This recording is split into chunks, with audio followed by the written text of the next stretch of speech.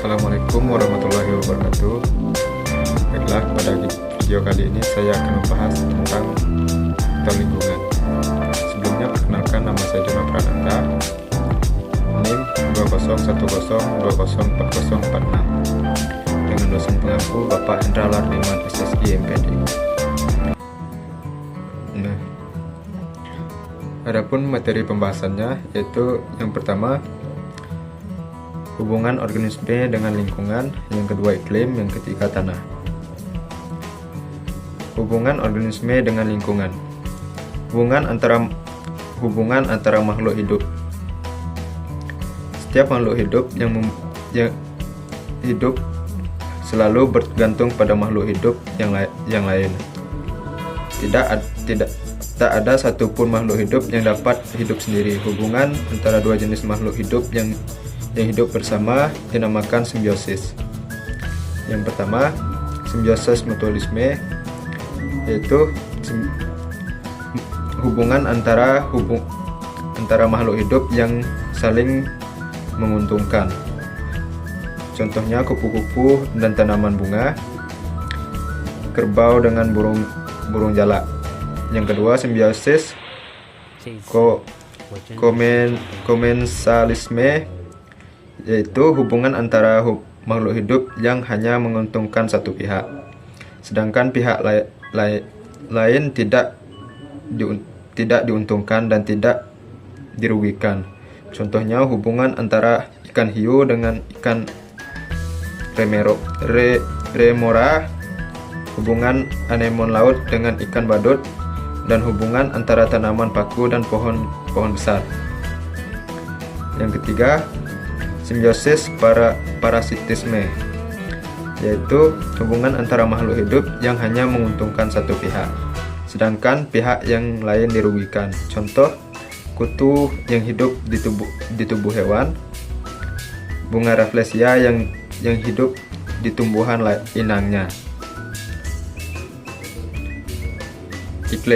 Iklim adalah kondisi cuaca rata-rata berdasarkan lamanya waktu untuk lokasi tertentu di bumi atau planet lain.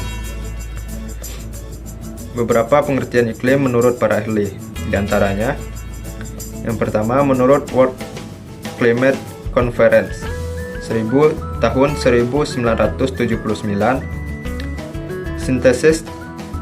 sintesis terjadi kejadian cuaca selama kurun waktu yang panjang, yang secara statistik cukup dapat dipakai untuk menunjukkan nilai statistik yang berbeda dengan keadaan pada setiap saatnya. Yang kedua, menurut Glenn T. Treworta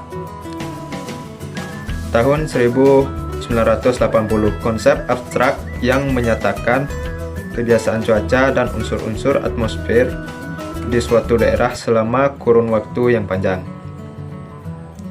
Yang ketiga, menurut Gibb tahun 1979, peluang statistik berbagai keadaan atmosfer, antara lain suhu, tekanan,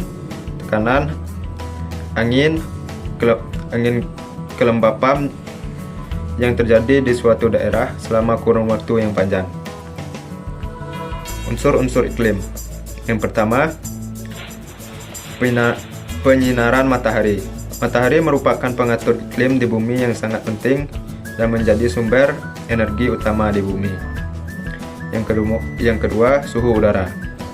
Suhu udara adalah keadaan panas atau dinginnya udara yang sifatnya menyebar dan berbeda-beda pada daerah tertentu. Yang ketiga, kelembapan udara. Kelembapan udara adalah banyaknya uap air yang dikandung oleh udara. Alat pengukurnya adalah higrometer.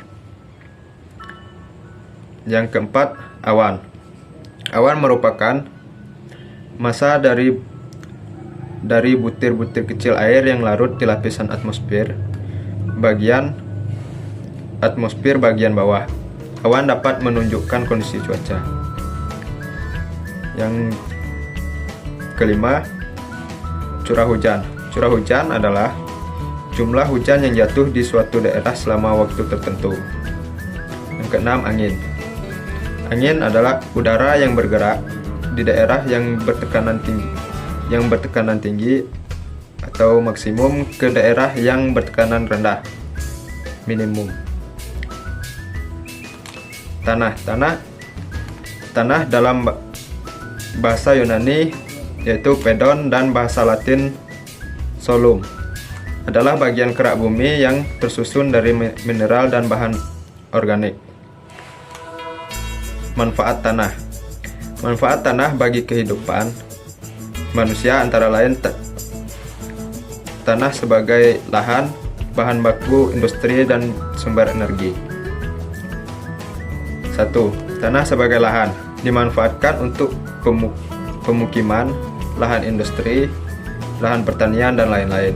Yang kedua, tanah sebagai bahan mentah industri, antara lain tanah liat, lempung bahan pembuatan gerabah, bahan baku semen, bahan bangunan, lumpur untuk pengeboran minyak, cetakan pengecoran besi. Yang ketiga, tanah sebagai sumber energi.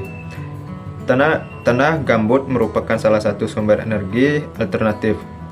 Daerah persebaran tanah gambut di Indonesia terdapat di Sumatera Timur, Kalimantan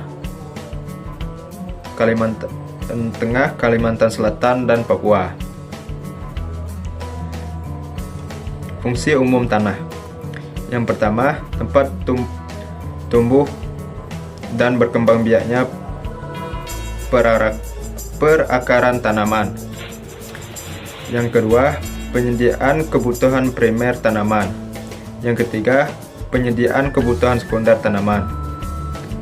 Yang keempat, sebagai habitat biota tanah baik yang berdampak positif karena terlibat langsung atau tak langsung dalam penyediaan kebutuhan primer dan sekunder tanaman.